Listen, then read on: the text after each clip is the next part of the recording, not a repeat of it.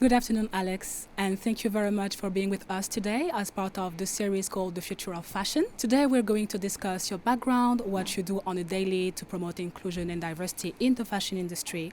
And the whole point is to get to know you more and for our audience to be inspired by what you do on a daily.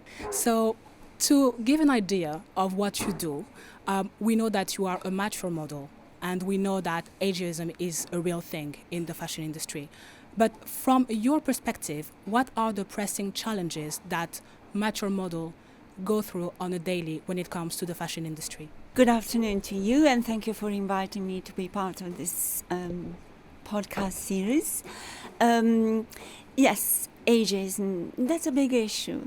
And I think that as a mature model, I can tell you that the main challenge is actually to be found in the kind of roles that I'm asked to play in advertising. I mean, it's always that, the grandmother dressed in a particular way. I could be the zany grandmother with funny glasses and a very, funny hairstyle or very bright colors. Or I could be just a traditional grandmother. But it doesn't go beyond that. I'm never actually seen as a person. I'm defined by my age in advertising. It's a little bit freer in fashion, but I think that, ageism is all pervasive. And it's still something that we need to keep addressing. Thank you very much for this first insight. Our second question would be more about what you do on a daily when it comes to promoting inclusion, diversity, sustainability in and out fashion. We'd like to know what type of actions do you take on a daily to make it happen, and what type of actions do you think the fashion industry can take to promote these values? Wow, that is a very complicated question, but let's do it step by step. I mean, to promote diversity and inclusion, well, the very fact that I keep on modeling as a mature model, as an older woman, that is already something that I do. It's a form of activism for the reasons that I have outlined earlier. And, I keep hanging on, and that's in the hope that things will change. Sustainability is a very, very big issue. It's a political and economic issue. And clearly it's not just up to individuals to solve it, because it has become a problem. But in my daily life, I suppose, I try to be as sustainable as I can. For example, by taking care of my clothes, making sure that they can last a long time, doing a bit of repurposing. I mean, look at the coat I'm wearing. This is 20 years old, and I've kept it in good condition because I look after it. And so I think that it's a mindset, really. And if we all kind of have it, I think that it can go a long way. Thank you very much. I strongly agree with everything that you just said. Take care of your clothes, please. So we know that we are trying to grow awareness when it comes to sustainability, inclusion, diversity, you name it.